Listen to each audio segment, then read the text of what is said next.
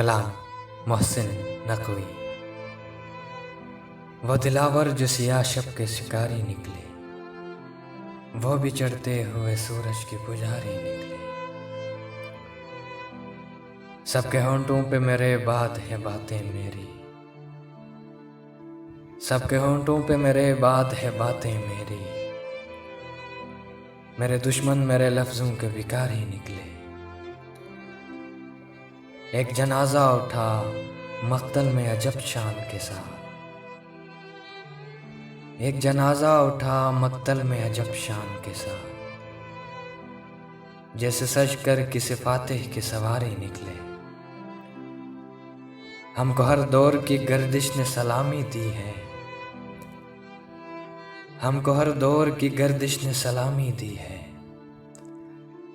ہم وہ پتھر ہے جو ہر دور میں بھاری نکلے۔ اپنے دشمن سے میں بے وجہ خفا تھا محسن، اپنے دشمن سے میں بے وجہ خفا تھا محسن۔ میرے قاتل تو میرے اپنے ہواری نکلے، میرے قاتل تو میرے اپنے ہواری نکلے۔